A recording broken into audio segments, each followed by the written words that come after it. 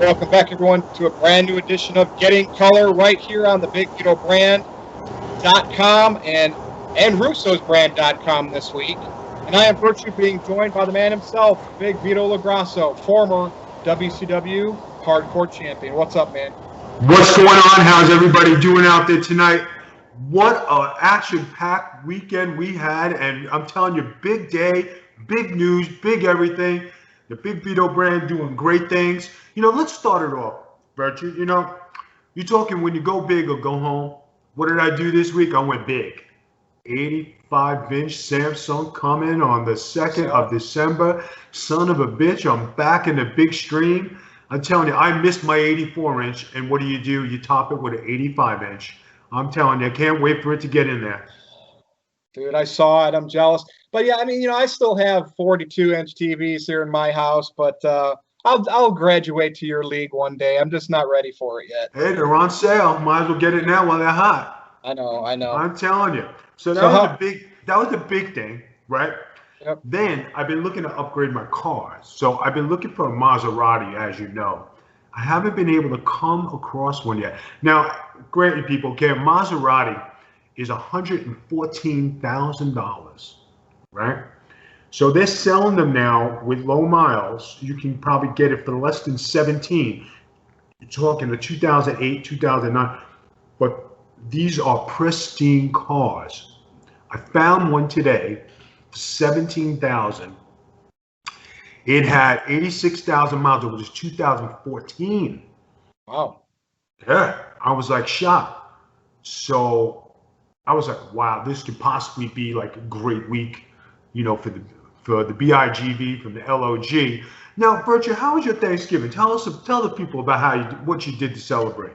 Well, I had my dad over. Obviously, you all know my mom passed away a couple of weeks ago. So I had my dad over, and I'm not a big cook guy and doing any of that. So what did I do? I went out and I got Perkins. I don't know if you've ever heard of Perkins. I've heard of. I never got a gift card from the Virtue brand, but or Aaron Rip.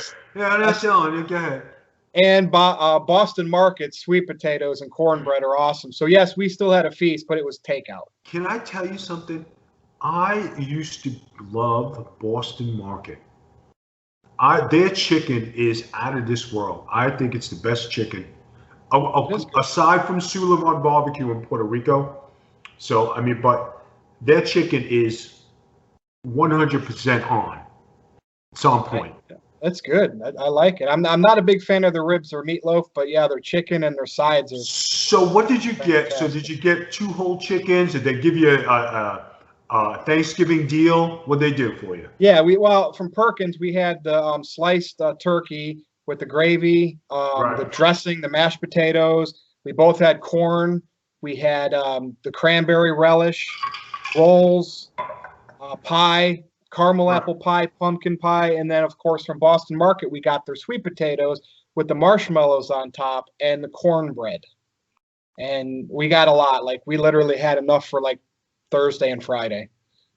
So what did it cost you going out to Perkins? Well, picking everything up, I think I was about $60 or $65. And that was everything, and that was a 2-day feast for just me and my dad. That's pretty good. So, how was your Thanksgiving? Well, Miss Noel was under the weather, and she's still trying to get over this sickness that she has. So we stayed low key, quiet. I cooked in the morning, I cooked at night, and it was just very low key. You know what I mean? So everything was cool. Not a big thing. When the wife is sick, you just take a back seat. Holidays don't mean nothing. You just want to get her well. So, it's all good. She was in good spirits. Can't complain. Well, that's good. Are you ready to get these topics listed off here and talk about them? There's a bunch of hot stuff going on there, and I don't know how you want to start it off. You want to start off with football? You want to start off with boxing? You want to start off with baseball? What do you want to do? Football. The Broncos, all of their active quarterbacks could not play because of COVID or contact tracing, and they were left pulling some number 2 schmuck off their practice squad against the Saints today, and they lost big time. Like that, they didn't even score 3 points. Here, matter of fact, what's your take on that, by the way? And I'm going to look up his stats and what they were here really quick. What's your take on that, Vito? I Should they have have canceled or to tell postponed? you, the league could have did something for them. Now they had a coach who they wanted to put in there. They could have activated him because I mean 4 quarterbacks and 4 down. That's kind of like hard to swallow. But I can understand the NFL didn't want to postpone the game, but they could have gave them it could have gave them a break. You know what I mean? But they didn't. There's the wide receiver going in there and trying to do something against Drew Brees of all people. How bad was the score? 31-3, the Saints. And get ready for this stat line. Yeah. Kendall Hinton was pulled up from the practice squad. 1 for 9 for 13 yards and 2 interceptions. That was the line. That was their passing line. How much did he run? He only ran 2 rushes for 7 yards, but they did run a lot. Like they ran like 30 of their plays. They said that this morning on CBS with Rex Ryan. They said if they have 60 plays, they're gonna run 55 of them. Yeah, so that's exactly what they did. But they were gonna lose. I mean, the Saints are awesome. They were gonna lose anyway. But now I seen 14-0 go up on the board. I said, oh boy, this is gonna be bad. Now, aside from that, what about the Tampa Bay Bucks and Tom Brady losing today to Patrick Mahomes? And let me tell you, the Chiefs came out storming 17-0 in the first quarter, and then they tried to come back, and he went to old reliable Gronkowski for over 100 yards today, and they lost. 2 touchdowns to Evans, bunch of passes to Godwin. Brady had 345, 3 touchdowns, but threw 2 picks. And when the defense gives up a lot of points early, I mean, Brady's the GOAT when it's to comebacks, but I mean, it's against the Chiefs and Mahomes, forget about it. Do you want to know who I think I actually, now if everybody's out there listening, they watch the quarterbacks. Do you want to know who is the ugliest throwing quarterback I have ever seen? It's the guy from the Raiders. Oh, Carr? Yeah. David Carr. I watched it last week because he was on the game here in Florida, and the way he threw the football, non-spiral, and like he winged it. He didn't come over the top, and he just like chucked it. And I'm saying, this guy's a quarterback. He was terrible. And it goes to say, from the days of Dan Marino, of Brett Favre, of Vinny Testaverde, who used to throw bullets. I mean, Jesus. Well, I mean, is he better than Sam Darnold? Because the Jets are 0-11. Now, there's another thing, guys. I watched the Jets today. I had to turn it off. I got sick. If the GM, the coach, and the quarterback are not all fired, they have screws loose. Enough is enough. Yeah, and I'm telling you, dude, the Giants are alive in that division, or the Giants are alive, the Redskins are alive, and the Eagles are still alive in that crappy division, the NFC East. And God forbid everybody loses the rest of their games and Dallas goes on to run it. Dallas can come out and pull it out, and Dallas is horrible. Yeah. I don't know, between the Jets and Dallas, I don't know who's worse. It's tough, but that's the NFL. I mean, there wasn't really much. I just thought that was interesting that there was a game where really you lost all your quarterbacks, and it's like, what does a team do in that situation? That is something. Now, let's go to baseball for a second. I know you're an avid baseball fan like I am. Okay. Now, I got nothing on baseball because it's the offseason, so you tell me, what do you want to talk about? Well, you got the trades that are going on, and you have the free agency. Now, guys, Yadier Molina, the catcher for the Cardinals, is a hot commodity at 38 years old. Mets and Yankees, the Dodgers, they're all vying for this guy to be their catcher. Can't hit, but he's great. Then you have the kid from the Phil, Artie Realmuto, right? Yeah, he's going to want big money. The Lindor trade, everybody needs a shortstop all of a sudden. Indians are cleaning house, yeah. And then you have the kid Springer from the Brewers, who's a free agent, the center fielder, and Bauer. And then they're saying Bauer is. You're not talking about George Springer on Houston, are you? Yeah, that's the one. I think he might stay in Houston, but it all depends on the money because he's pretty damn good. Now, what do you think about Bauer going to the Mets? I don't know. The Mets, they always make it look like they make the right signings, and They seem just to have a little bit of trouble. They got a great pitching staff. It's hard to say with the Mets. I almost have to see a first month of baseball, not spring training, to really gauge the Mets, because going into the season, they're always full of hype, So I don't know. How about Lamanto going to the Mets, right? Now with Cano out with the PED for a year, it's an extra $20 million. Yeah. If they snag the center fielder, Yadier Molina, get Lamanto to play, they just solidified their whole roster. And then Chris Bryant is on the trading block. If they snagged him and got rid of Dominic Smith, which is an extra, like J.D. Davis is an extra, they haven't won with these guys. They need to refresh the lineup. You're talking they could possibly be big-time spenders and big-time winners this year. Well, again, I see teams get all these free agents or trades and stuff, and look at the Phillies. What have the Phillies really done since they've revamped their team the last couple of years? Nothing. So, I just have to wait. The hype is always cool because you get excited, especially if it's your team. But you have to see it deliver. You just have to see it deliver. So that's kind of with baseball. But now we're going to go to the big news. This is the biggest news ever. Go ahead. Mike Tyson versus Roy Jones Jr., okay? And at that event, we also got some other preliminary matches or other matches. And those first 3 boxing matches were really good boxing matches, the ones that actually counted.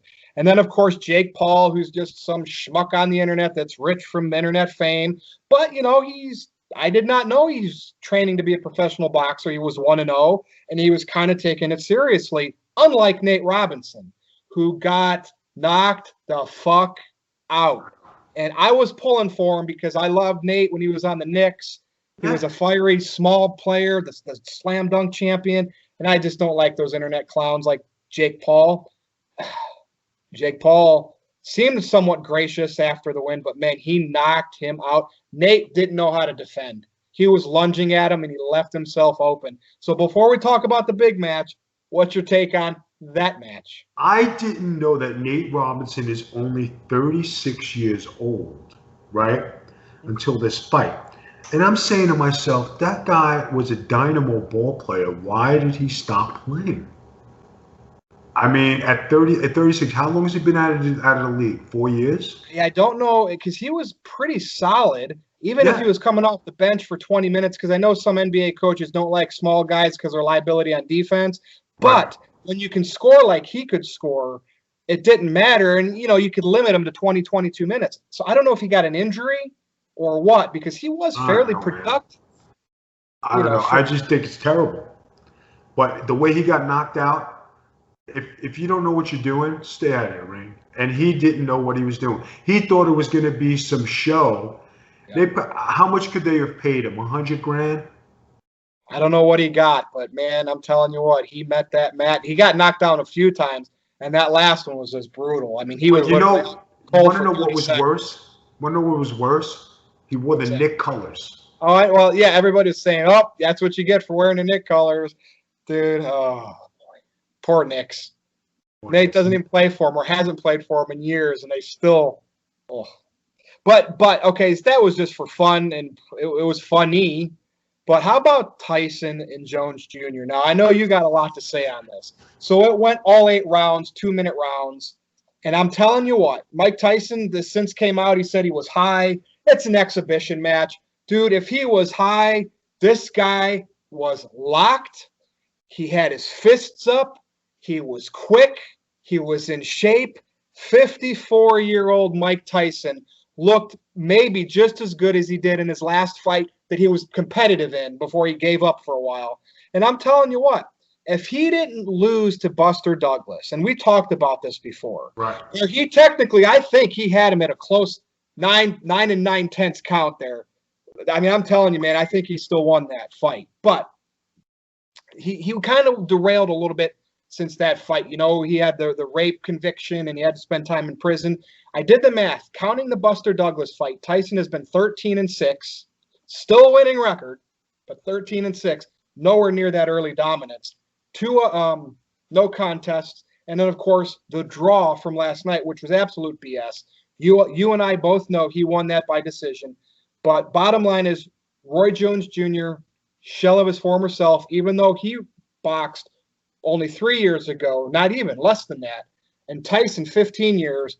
Tyson took this shit seriously. I want to see him do this again against somebody where he actually has to go for their face, go for the knockout, and not protect them.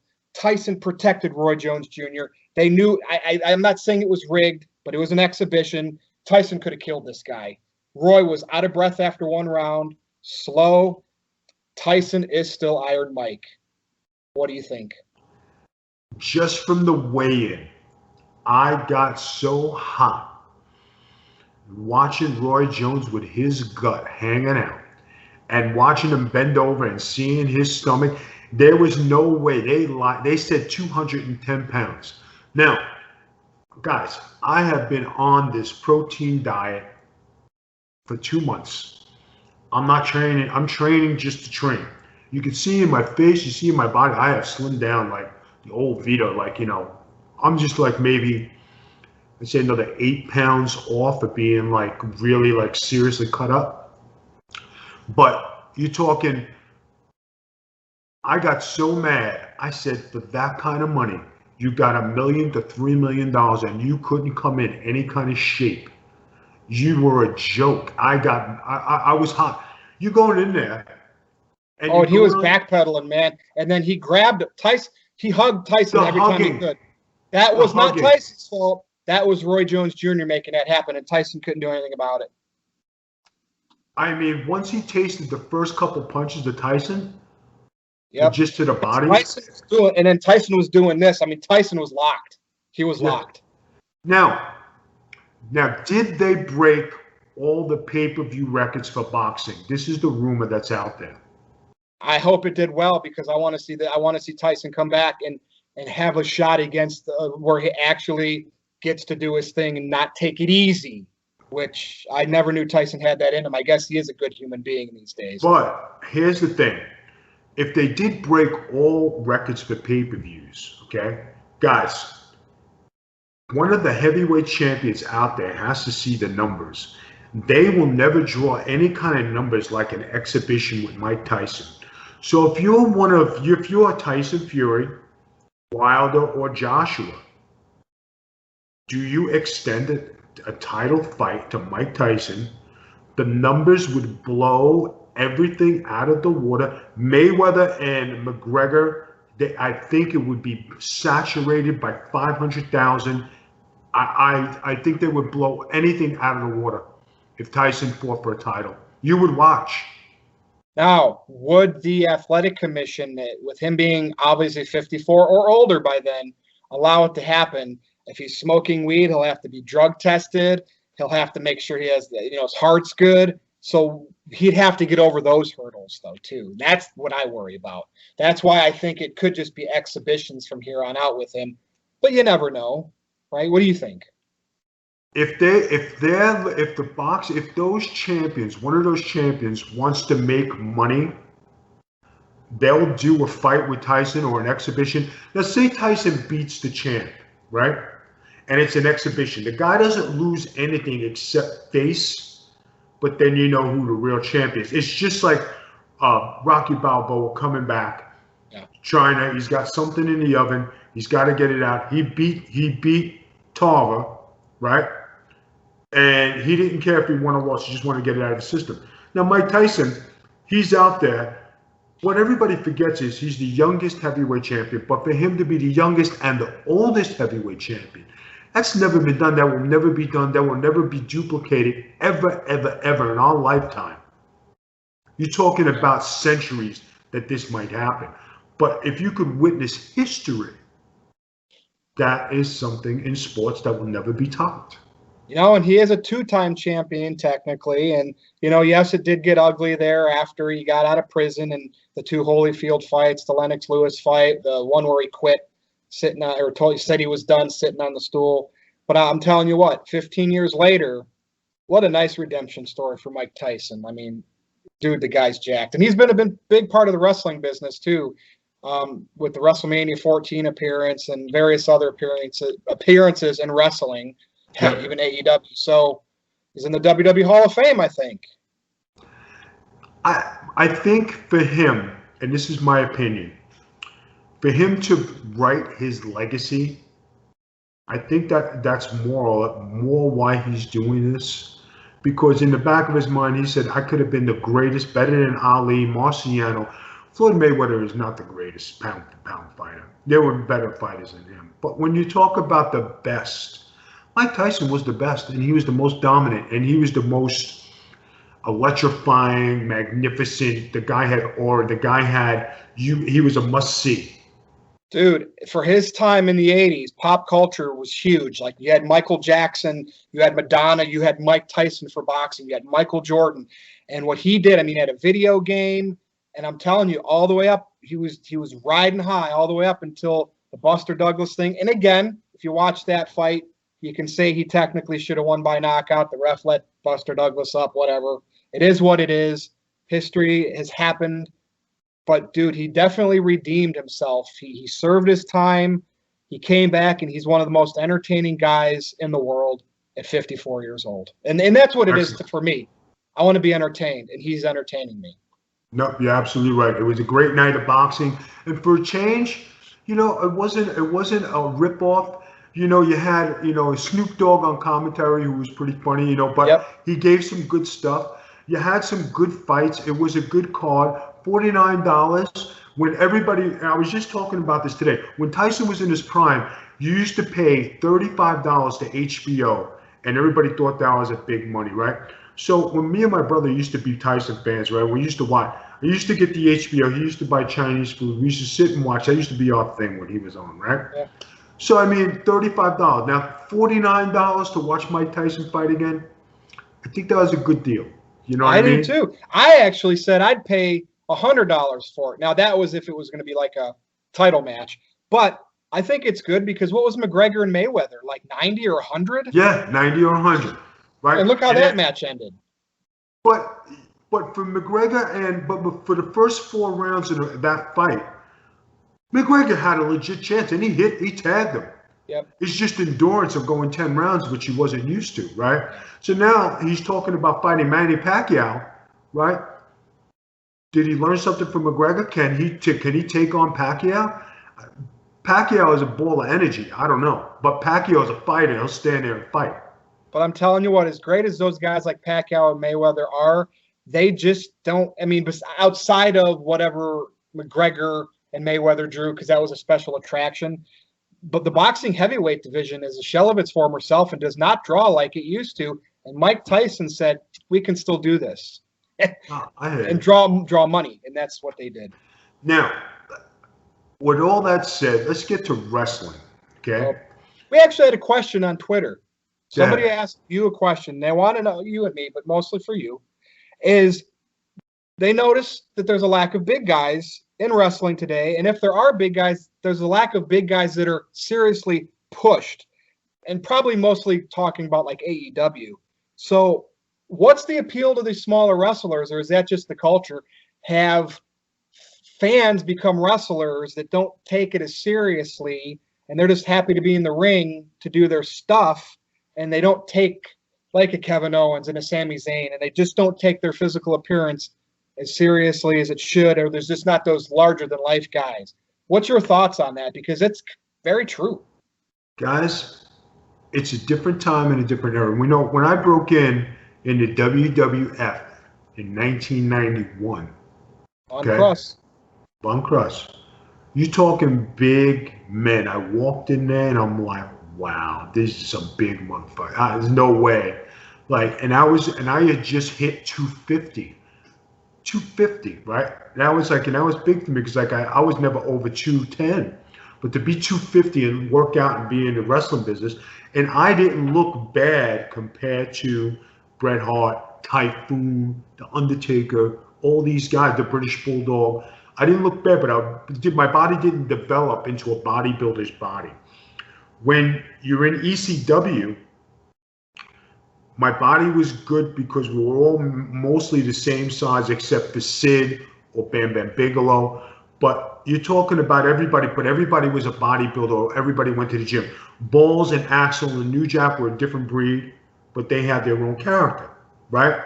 So then when I went to WCW, everybody's 6'4", jacked on the gas, and you had to be 275. Now, even in there, you're talking about when I wrestled Scott Steiner, I didn't look small. When I wrestled Goldberg, I didn't look small. I didn't have the muscle tone that they had, but I didn't look like I would get wiped out. Yeah. Even when I fought Kevin Nash, you'd say, okay, you know, and then when I fought him, but I made you believe I was going to kick his ass and do stuff in the ring. To look at today's wrestler, it's just a different era and a different time where the little tiny guys, if you look at AEW's roster, right, and you go back 15, 20 years, most of those guys wouldn't even get a dark match, let alone they would be TV guys or enhancement talent. I'm not insulting you guys. I'm just saying the concept of wrestling is. Okay? Chris Jericho had a great body when he was in WCW. When he came to WWE, his body looked good. His persona and his look is what got him there. His work was phenomenal. You know, he's a shorter guy, but he was pretty stocky. I mean, he had a great body. Yeah. So when you look at it, I mean, who's the biggest guy in that company right now? It's Billy Gunn, but he's on the sidelines. Yeah. And when you put Billy Gunn in there with all these little guys, there's no way he should not be heavyweight champ of the world. And then you have these big guys, right? You have Archer, who's big. You have Brody Lee, who's big. You have the kid who's with Taz for the FTW. Ryan Cage, which he's actually a shorter guy, but he's just jacked. When you look at those guys, I mean, those are big boys. But Jack Hager is another guy who's big. But the rest of the roster is so small.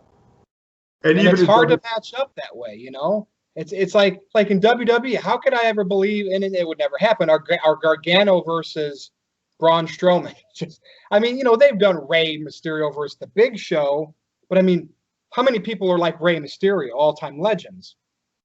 But how about Daniel Bryan going against big guys, right? And you say, okay, when he fought Lesnar, that was a great match because he got his ass kicked, and all of a sudden, burst of energy, right? You say, Brock's okay. really good with that. He's really good at helping those guys in matches like that to make them look good when they're smaller. But I don't think he'd do that to everybody. Obviously, Bryan worked up his recognition by the run that he had, so Brock did business with them. But it's tough. You talk about a guy who's coming back in Jinder Mahal, right? That guy transformed his body. If you've seen recent pictures of him, he's shredded. Mm-hmm. I mean, he's on some good stuff. I mean, he was that way when he was the WWE champion a couple of years ago.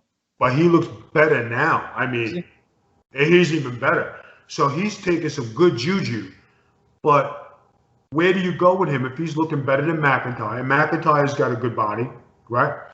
Jinder Mahal. Randy Orton always looks good. Reigns is jacked now, more than he ever was. Right. Reigns is jacked, right? But you don't think they're all on the gas? You don't think they're all on the growth hormone? They are on the growth hormone, guys. Don't be fooled. Braun Strowman trimmed down so much. He looks good, and he has abs. Yeah.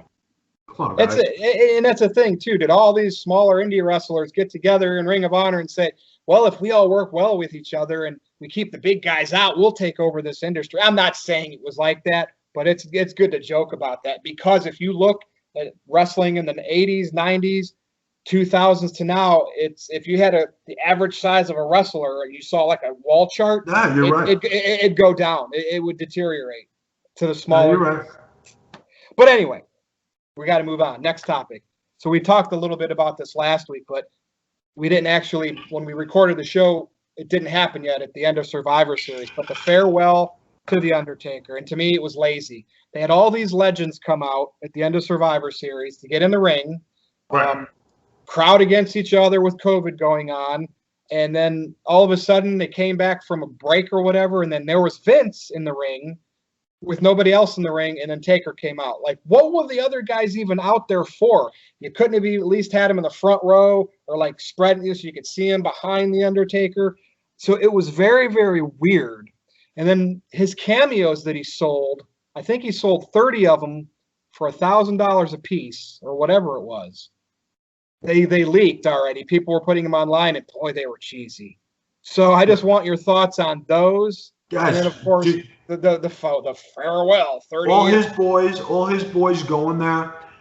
right? If you read the internet, it was the night before they had the party with drinks. They had a great time. Going there to stand in the ring, didn't really do anything, right?